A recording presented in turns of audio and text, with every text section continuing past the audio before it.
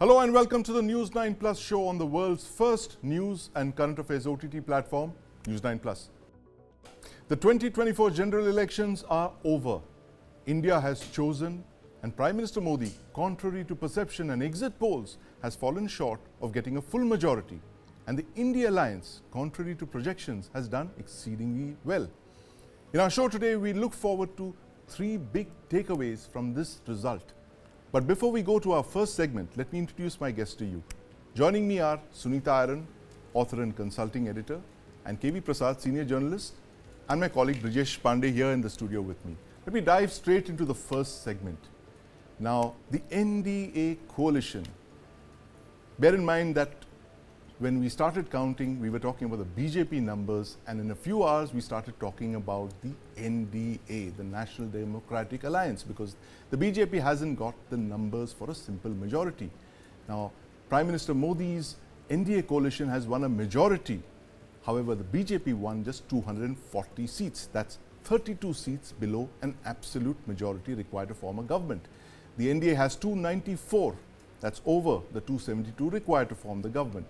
This is a setback for the Prime Minister, as in his entire career, he's always led a majority government. And now for the first time, he will have to work with other parties in the coalition to keep his government going.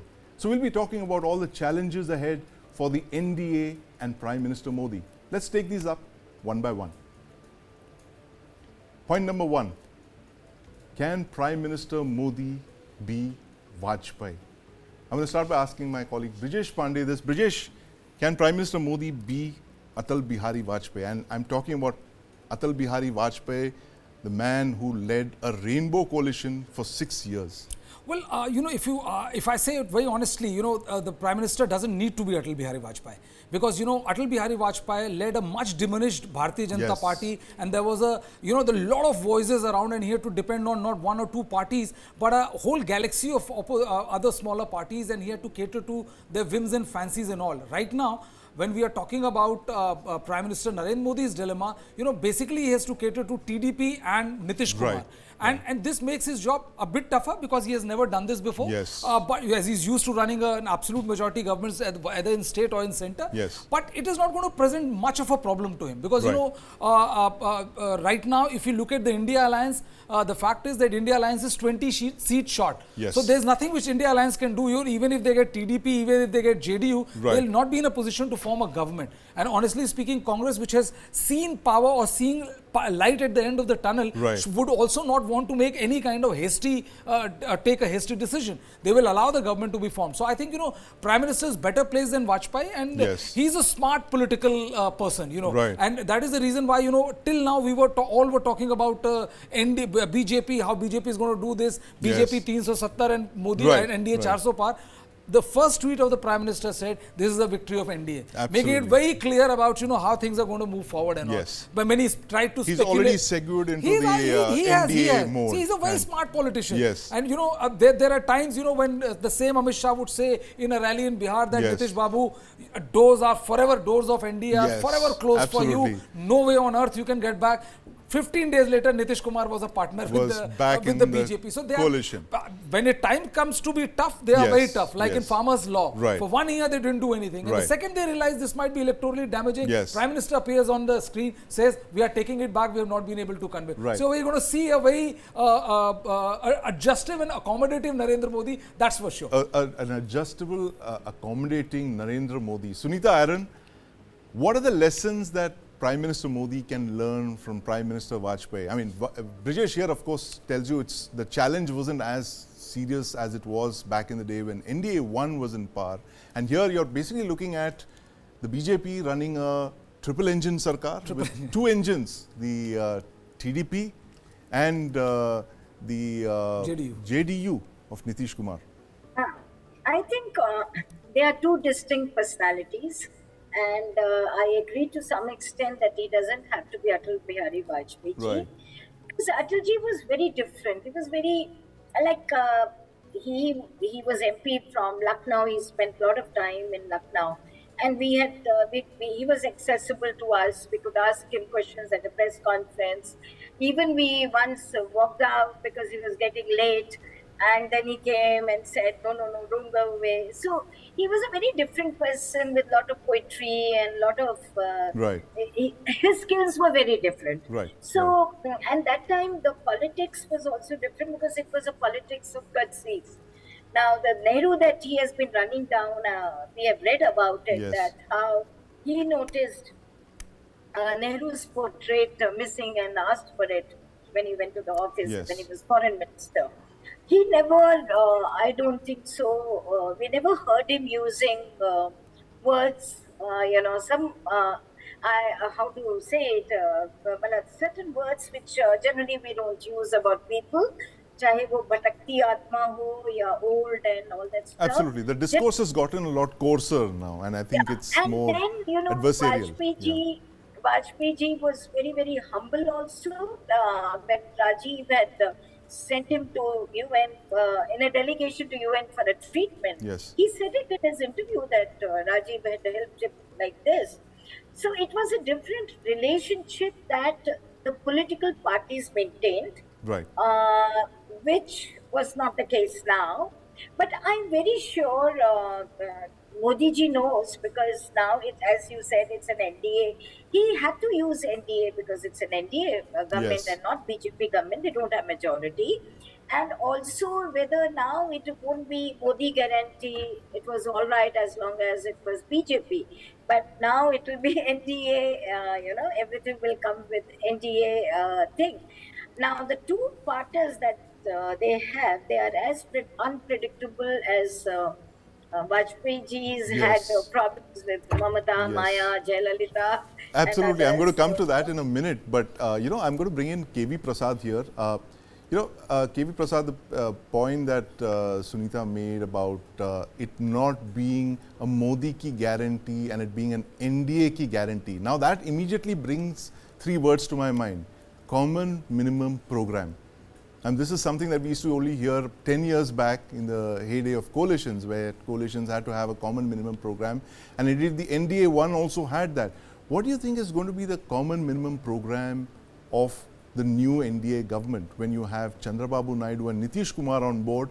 And they have in the past differed with the Modi government on issues like reservation for Muslims, CAA, and possibly even the Agniveer scheme of recruitment to the armed forces. What are your thoughts on this? Yeah. Sandeep, just before coming to that, I think when you asked the question to Brijesh and also Sunita ji, the issue you asked was whether Prime Minister Modi has to be a Vajpayee. Yes. Of course, you don't have to be a Vajpayee, but you need to have some characteristics of that personality who had the spirit of accommodation. The spirit of accommodation to carry on allies. In fact, Vajpayee ji had 38 allies at one point of time, the largest coalition which was said to be unwieldy. Yes. With the range you just mentioned, from Mamata to Jayalalitha to et al., right? Yes. Now, if you look at Mr. Modi, as was pointed out, he has never had this opportunity to run a coalition government anywhere. Yeah, but he's a quick learner, as Brijesh said. He's very adaptable. That's fine. No, let's just look at the character, the way in which he has worked in the last 10 years, when technically the NDA was not jettisoned on the face of it. In fact, in the first term, they said it was the NDA government, even though they didn't really need the partners. They still accommodated them, brought in the TDP, had the Akalis on board and several other parties who were given responsible portfolios. Second term, two of the oldest allies had to leave, who stood by Vajpayee in 96, Shiv Sena and Akali Dal. Yes. Probably political differences, ideological differences, call it what you may, right? Or policy issues. Now, coming to the current, fast forward to the current scenario, let us not forget whether it is Nitish Kumar or Mr. Chandrababu Naidu are very, very seasoned politicians who have worked their way through this coalition era of 96 to 2014, right? Yes. They've dealt with coalition, and if news reports are to be believed, or if you say them are true, there is a big wish list. Mr. Naidu will come to Delhi, and the first among that is the last thing is the giving Andhra special status, which the BJP government has not agreed to in the last 10 years, right? On which he actually left the NDA government. Now that's a big issue, because otherwise he will be running straight into trouble with his opponent Jagan Mohan Reddy. Right. Because that's the issue. So these are issues we come to. I don't see a common minimum program, but yes, the wish list of Mr. Modi, Yes. Mr. Chandrababu Naidu, and wish list of Mr. Nitish Kumar will be on the table when they actually sit down to hard negotiations. The wish list of Chandrababu Naidu and the wish list of Nitish Kumar, in fact, that's my next point here. What do Nitish and Naidu get? That's a very important point here, because these are two allies who have their own share of demands from the BJP, one more than the other. And in fact, I must read this out here. There's a report from India Today some years back which says that Andhra Pradesh Chief Minister Chandrababu Naidu squeezes national resources for his state. And Brijesh, this is from 2002. This is something that the Modi government would be really scared to look at, because the figures over here are staggering, where he's asked for 30,000-40,000 crore. And they called him the new Nizam of Hyderabad. See, Sandeep, there's a slight, if you're comparing Vajpayee and Modi, Yeah. so like I'll take 10 seconds to like what, Yeah. KV Prasad was mentioning.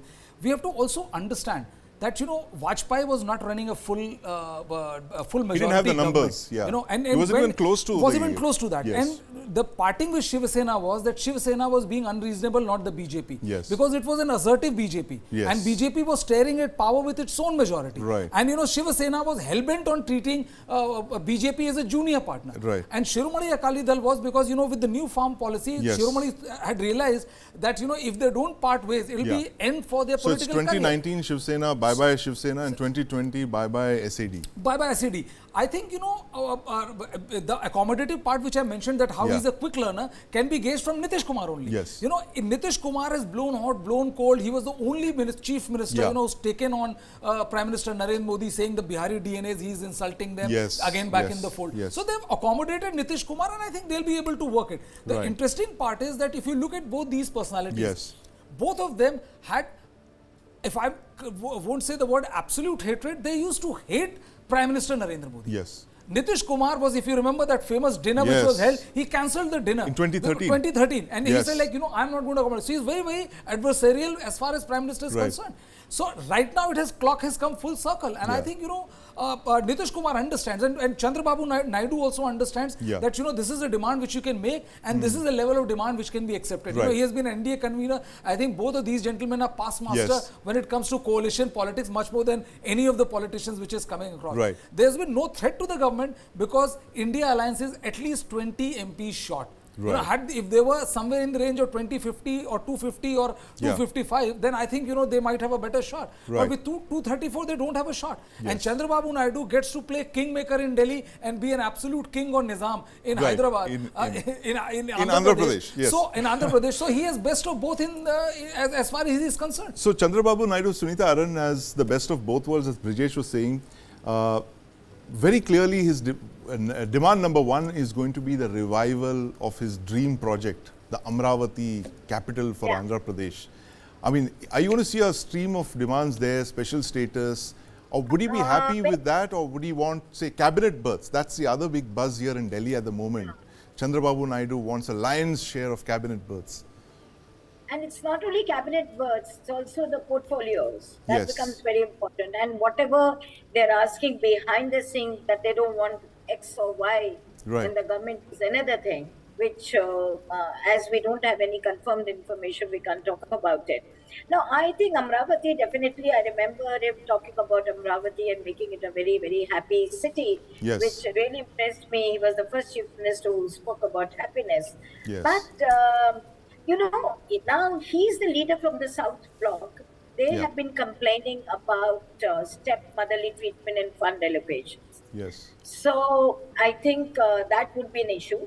Then he has secular credentials for whatever. He has always said that he's all for secular politics. Yes. So all those elements that make so much of noise over Muslim bashing, over religious shrines and all, I think somewhere they'll have to contain that.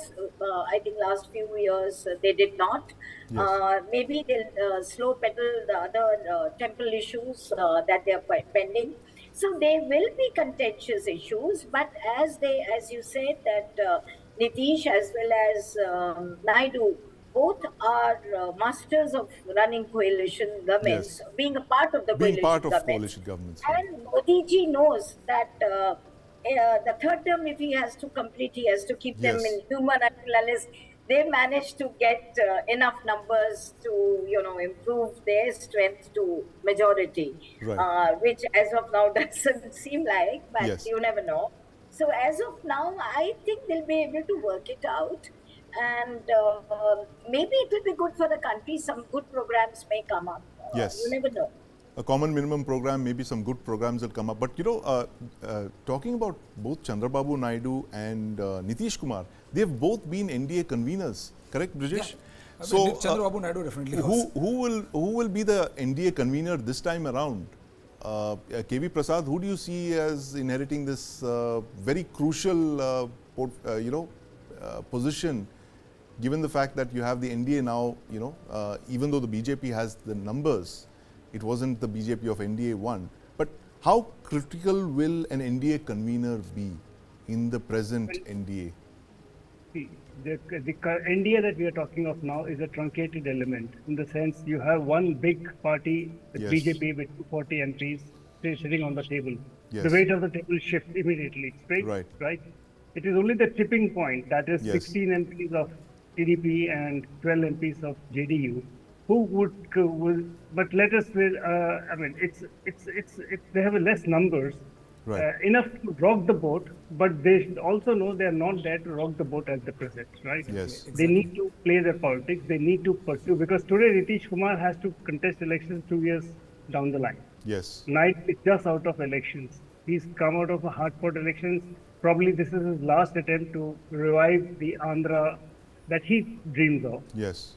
Consolidate his hold on the party, give the successor plan of a concrete shape. His Yes. son being a chosen one is working on. Nara Yes. Lokesh, yes. So all these are political issues for him, that his priorities are totally different. So he would rather be part of the ship to sail along, while making the best of what he can of the situation. So that's where it stands. Convenership, who else are there? The next biggest party is Ramvilas Paswan's Lok LJP. Janshakti. Yeah. Of Chirag Paswan is 5. He is the third Yes. largest. Then comes 2 party, 1 party. So they hardly, they just count. Together, they will all come to 40 odd. So Right. the convenership is purely a battle, if at all, or not a battle. It's a toss between Chandrababu Naidu and Nitish. Yes. And I think here probably Nitish would be a front runner, is what my Nitish could be a understanding. front runner for this. And then finally, the last point that we're looking at is that what will be the impact of Lok Sabha 2024 on the state elections that are due in the next couple of months? You have some very crucial state elections. You have elections in Maharashtra and Haryana, 2 states where the BJP has not done really well. And then you have Delhi in early 2025. And of course, before that, you have Jharkhand as well. 4 states, 2 states where the BJP is in power and 2 states where it's in the opposition. Brijesh, what's your take on this? How Maharashtra and Haryana must worry the 101%. BJP? 101%. And, the news has already come from Maharashtra, which is that Fadnavis has offered to resign Yes. from the post of Deputy Chief Minister. And he said that I'm willing to work for the organization, because the numbers which they have gotten, Right. despite, breaking the parties, doing all kind of shenanigans, they have not been able to break the back of Mahavikas Aghadi. Mahavikas Aghadi has electorally performed very well. Right. And the writing is on the wall that, whenever there were doubts about, what is the extent of sympathy, Uddhav can get, what is the extent of sympathy Yes. Sharad Pawar can get, and then the surprise performance of Congress party. Right. I think that is 101% going to impact assembly elections in Maharashtra. Haryana also, because, Haryana, very interesting thing has happened. Yeah. The Congress was always faction ridden. You had a Yes. Kumari Shailja, you had a Randeep Singh Surjewala, and then you have the elephant in the room, the big player, which is Bhupender Singh Hooda. Yes. For the first time, the Congress president has given Bhupender Singh Hooda an absolute authority to run it the way he wanted Right. to. They have not listened to his critiques and all. And he has delivered Haryana to the Congress party. He has won Right. 5 Lok Sabha MPs out of 10. It's a best performance in a long time. I think that will also have a big impact on in the state assembly election. So you of have Haryana. Congress in pole position at the head of the MVA, which performed really well in performed best. Maharashtra. Haryana as well, as you mentioned. So, who would have thought 13 seats for the Congress in Maharashtra? I mean, yes, it's unheard of. miraculous. It's a party that we completely forgot actually existed in Maharashtra. It was wiped out. It was down to one seat in 2019. Absolutely. But, moving eastwards, Brijesh, Jharkhand elections coming up as well. The former chief minister is in jail. How has the party done in Jharkhand, and how worried would the BJP be? How anxious would be the NDA, the India alliance, to get into power over there? Well, I think, what this election has done, Sandeep, is that it has given the Congress party and other ally partners a lot of confidence, which they were sorely lacking, because they didn't look like that they don't have confidence in themselves. It has given them a major boost as far as confidence is concerned. Second thing is, Lok Sabha election is a slightly different ball game. Where the Prime Minister still has, despite BJP not achieving, but 240 on third term is a great number. Yes. They still had some sort of impact as far as Jharkhand and other states are concerned. Right. Assembly elections are going to be a completely different gig altogether. Yes. Where all those local factors and the fact that JM will also say local that local issues will come into fore. Same is the case with Delhi. Yes. For Arvind Kejriwal, which is virtually nobody, and third time a hat-trick of 7-0 in Lok Sabha. Right. I honestly speaking see again a hat-trick of what Arvind Kejriwal has been doing with the BJP as far as assembly elections. It's going to be a completely different ball game altogether. Completely different ball game altogether, and this should worry the BJP. The state elections that are coming up in late 2024 and early 2025. But that's all we have for the segment from the BJP's perspective, from the NDA perspective. We're now going to look at what these elections mean for the India alliance and for the Congress. Now, the story of the 2024 general elections is the revival of the Congress party. That's the biggest story coming out from elections 2024. The Congress nearly doubled its 2019 tally. It had just 52 seats in 2019. It's 99 seats in 2024. Now, one of the key allies, the Samajwadi Party, won 37 seats in Uttar Pradesh. Second best showing of all time possibly. Upset the BJP. The Trinamool Congress got 29 seats in West Bengal, and the DMK 22 seats in Tamil Nadu. The India Alliance has 232 seats. Where do they go from here? So I'm going to start by asking the first question. Can the India Alliance form the government? Is there any hope in hell that the India Alliance has, Brijesh? See, there are two answers to this question. First is that I don't see them getting the numbers, because if you add, even Chandrababu Naidu and these 28 all numbers, they fall then short you require the 272. entire desertion of NDA to form the government. Right. You require LJP shifting and everybody shifting, and only then you will be able to reach that number. Right. So it's going to be a very, very different and difficult coalition to run with, because everybody, after 6 months you forget that why you came together, and then differences starts creeping in, right. and then the lesser number as majority gives you very little elbow room to maneuver around. Yes. Congress has suffered in UPA 1 and UPA 2. The entire loss of standing as a party, as a national party for the Congress party stemmed from UPA 2, where the DMKs and the others ran away with the kind of negative narration the the Congress was, and scams all of galore that, and everything. So I honestly don't think that the Congress would be Congress would want to be part of it. Right. I still maintain that they are 20 seats short. If they were somewhere in the range of 250, I think it would have been a completely different gig altogether. Then they would be, because if you take away Congress, even I don't think the Samajwadi Party would want to be the Prime Minister. But if there were 250, an offer would have been made to Nitish Kumar that please join us and get along with Chandrababu Naidu. We will make you the Prime Minister. Right. So the post that would be a credible offer. The ultimate offer which they would have made. But they are 20 seats short for running a decently stable coalition. So I don't think Congress would want to do that. So Brijesh, I'm sure in the BJP they must be thanking their stars that they actually reached out and revived the NDA last year, because this was you have to look at it from their point of view. They were in a majority at that time, but some bright sparks actually decided to revive the NDA, Sandeep, that saved them. That is the reason I said that you always see a very strong Prime Minister. Yes. But people usually miss that how accommodative he can be when his interests are threatened. Right. That is the reason why that when everybody has literally shut the door. Yes. You talk to any Bihar BJP leader and say like, boss, finish. Nitish Kumar will never be part of it. You guys can spread, journalists can spread all rumor they want. Bang, next morning, Nitish Kumar is again part of the NDA. Is part of the NDA. He understands that. If his interest is threatened, he can be as accommodative as anybody on this, any Indian politician would be. As accommodative as any Indian politician. But Sunita Aron, the revival of the Congress, 52 seats in 2019, and here they're hovering at a century, 99, very close to Ab Ki Baar 100 par, which is a big deal for the Congress, given the fact that it recorded 44 seats in 14, a decade ago. What do you explain the rise of the Congress? What do you attribute it to? Was it Rahul Gandhi's yatra? Was it Priyanka campaigning? Was it the fact that, you know, the people kind of decided to give another party a shot? I think there were a couple of reasons. You can't just say one.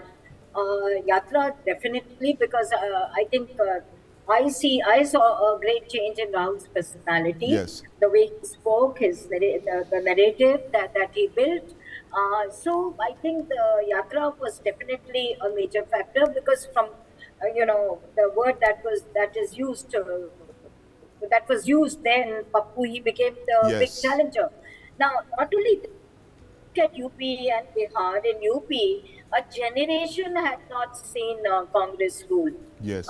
People born after 1990, they had not seen, and they didn't know what Congress party is like, Suddenly we saw youth going for Rahul's rallies, listening to him. And now the revival has begun in the largest state of the country. Yes. And definitely a party which was finding difficult to get 1 or 2 seats in Vidhan Sabha election has been able to win 6 seats now. And a good seats, they've got some good seats. So I think the revival in UP starts, as you say, that the road goes from UP to Delhi. Yes. So the Congress revival will also start from UP. And I somehow think that in the election, for whatever reason, Prime Minister decided, because he also understands the public pulse very well. Yes. But they responded better.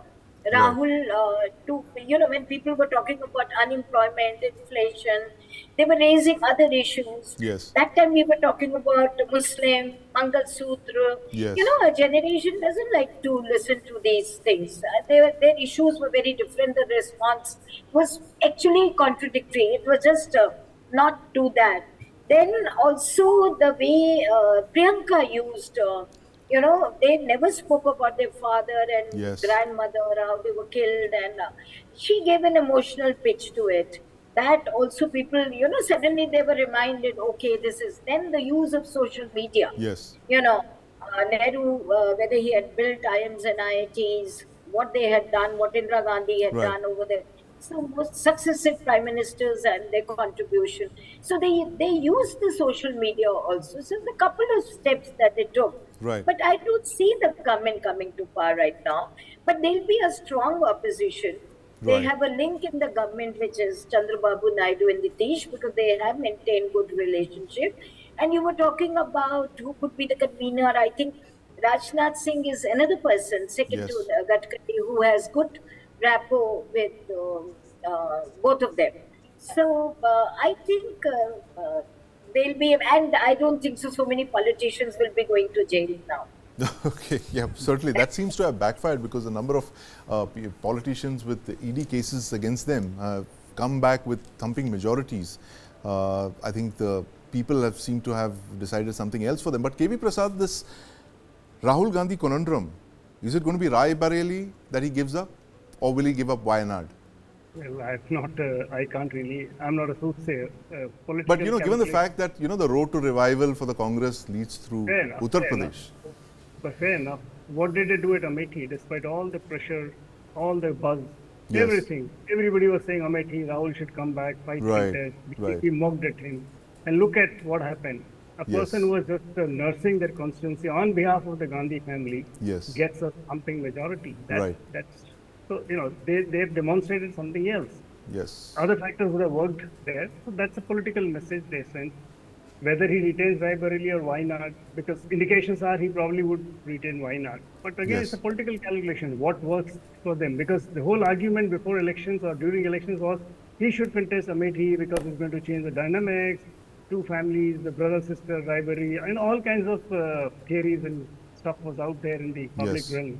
People debated, discussed, why should they run away, stuff like that. But in the electorate has shown where their loyalties are, who they prefer, not loyalty alone, who they prefer. So that is a political message the party will have to read. So I think that's where it would stand. Right, absolutely. And and finally, the last point is that can the India alliance keep up its show of unity, which it actually did in the run-up to the 2024 elections? Brijesh, what's your take? Will the India be united the way it was last couple of months? They, kept up a united face despite all those pressures. You had Mamta walking out and saying that she would support the coalition from the outside. But what's the long-term plan in the next 5 years? Say, assuming this, you're not going to see early elections, it will last until 2029. Will the India be a bloc against the NDA? I think they don't have much of an option. And B, I think, one thing which we miss in the larger scheme is that this time Congress has kind of realized its political standing. Right. And this time the demands have been a far better, far more Yes. in realistic assessment vis-a-vis the state politics. In terms than of it numbers, used to, yes. In terms of number, when there were coalition partners in Bihar, Yeah. the kind of numbers they asked and got was completely disproportionate to their strength in the state. Right. This time the number division has worked very well. Yeah. They got 17 seats, they won 6. Right. But earlier they would say, oh, we won't settle for anything less than 30 or 40, and this would made the other regional party, which is the bigger Yes. party, would suffer for it. So I think if the Right. Congress keeps on using or applying this common sense, Yeah. they will do well. And other thing is that the glue which we always Yes. talk about, the Enforcement Directorate glue. Right. If they want to put the government on the mat, I personally feel that now with Nitish and TDP on their side and Yeah. numbers not having an absolute majority on your own, the intensity of the gaze will mellow down a lot. Right. Of the enforcement agencies and the CBIs Yes. and the EDs, and as Sunita was talking about, less political arrest and all. But if they also realize that if they are together, they will force the government to debate on several crucial issues, and like the parliament, which looked like a one-stop shop for as far as the only NDA and BJP is concerned, Yes. will now have robust democracy back there. Yeah. With 234 people on one side Yes. and 292 people on one side. Right. Now it is going to be kind of fight between the equals. Game as far on. as it is going to be game on. Game on, the opposition Otherwise, is- it was just a one-sided One-sided, affair, yeah. So as far as 2019 is a concerned. strong and a robust opposition, as Brijesh said. Of course, that's the cornerstone of every democracy, to keep the ruling party under check, and that's what India is, a vibrant democracy, and that's what I think the biggest message coming out of Lok Sabha 2024 is. But moving on to our final segment of the day is the biggest losers in 2024. Now, in the fight for the central elections, one saw some shocking results for some political heavyweights, leaders of regional parties who suffered stunning defeats and raised a question mark about the political future of those parties. Now, let's look at some of those big losers there. The Biju Janata Dal and Naveen Patnaik.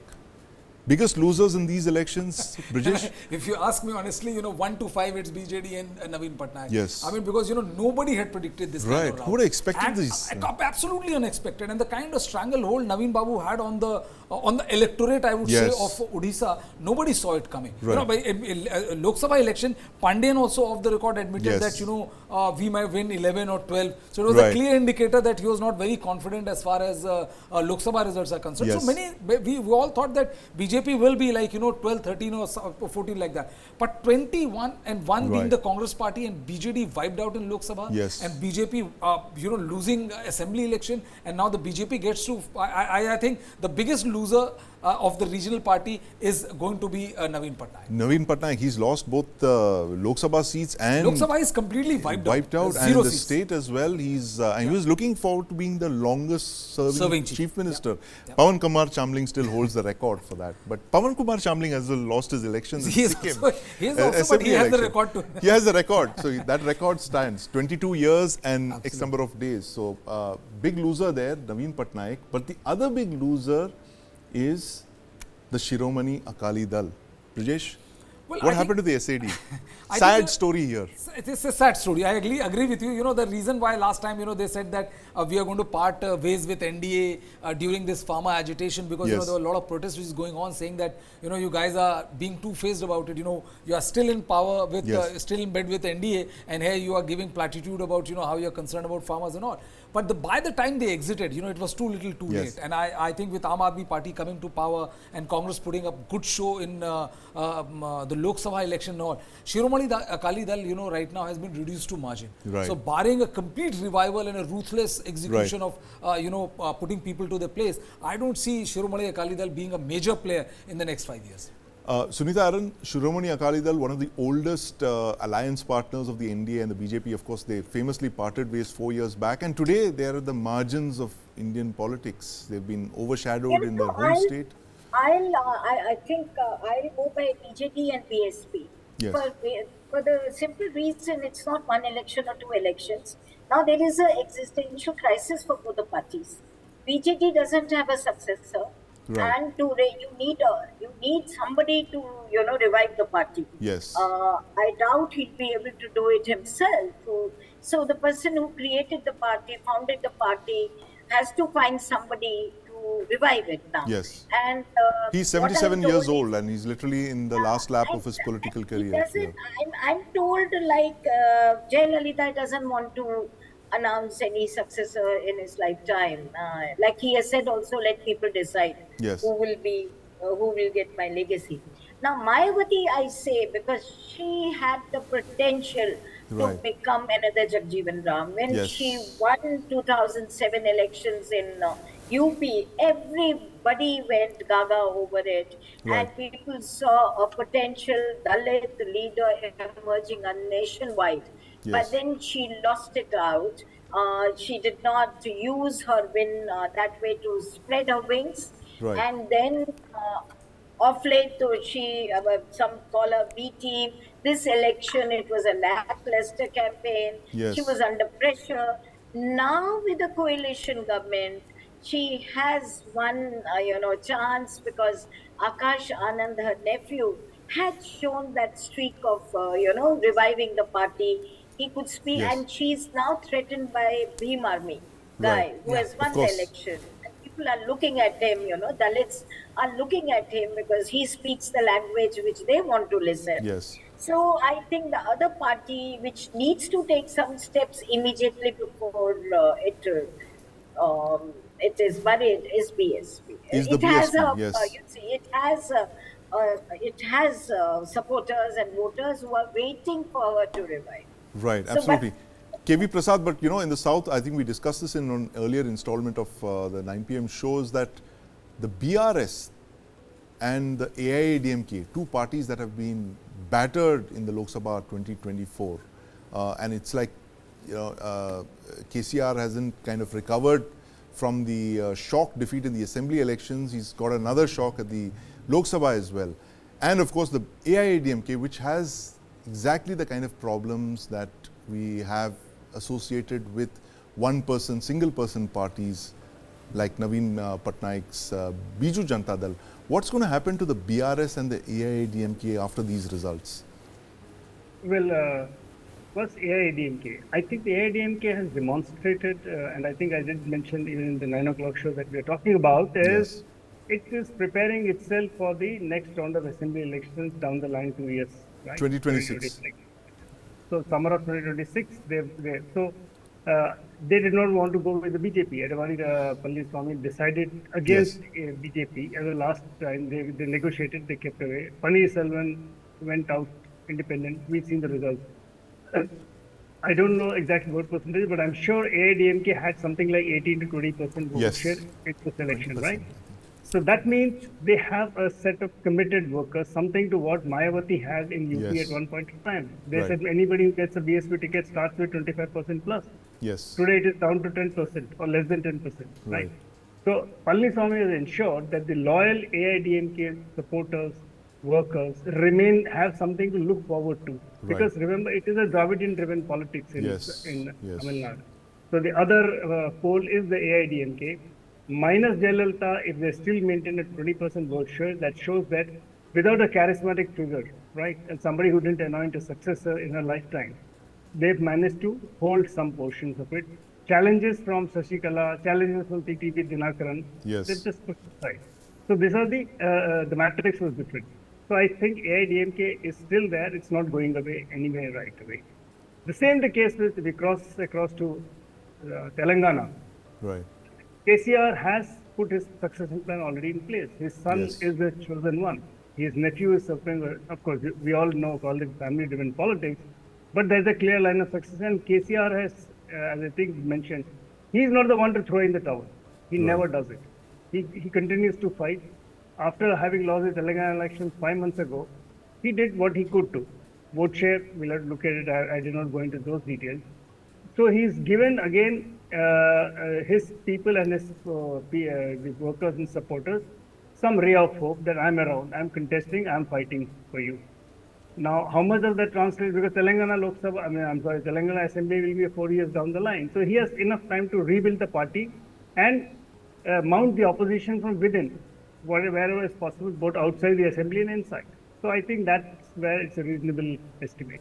Right. So too early to pronounce epitaphs for the BRS and the AIDMK. Absolutely. And I think, so Sunita was talking about BSP and she also mentioned one line which is extremely interesting, because the chatter in Uttar Pradesh is that, the reason why Behenji is not coming out and, fighting it out, because there have been several instances, there were four members of a Dalit family killed in near Prayagraj and she didn't went there, and if you're a politician, that would have been the best event to capitalize, which has happened just before the election. Right. She was not going out. Is the chatter on the ground is that that there are several cases against her, and then you are under pressure from the investigative agency, and you are forced to play the spoil sport for other parties, because if you look at the number of votes BSP candidates have got 25,000, 50,000, 72,000. So these are enough number of votes to torpedo any single chance unless you are getting a huge number of vote on yourself.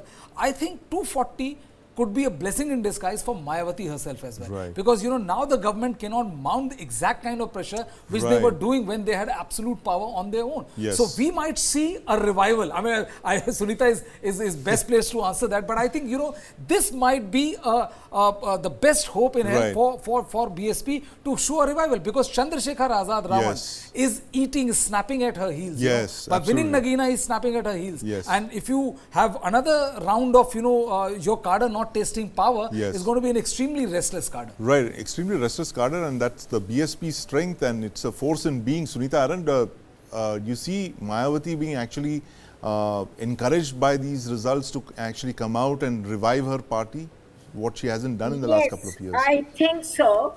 She should, and her nephew should pressure her to. Her constituency is pressuring her to. Otherwise, Chandrasekhar is waiting in the wings to take over. The other thing is, it's not only Mayawati, there may be many more. When I said a coalition government, that means the fear of ET rates and income tax rates may come down now. And I think one job that Nitish and Chandrababu Naidu will have is to keep opposition. They'll be the ones who will be approached by opposition for all such cases. So I think they'll be busy with these things also. Right, too early to pronounce epitaphs in politics, and while the regional parties that we just spoke of may be down, they're certainly not out. They're losers in 2024, but who knows, they could spring back in the assembly elections that are due 2026 onwards. But that's all we have this evening. Thank you very much for joining us, Sunita Aron, KV Prasad, and my colleague Brijesh Pandey.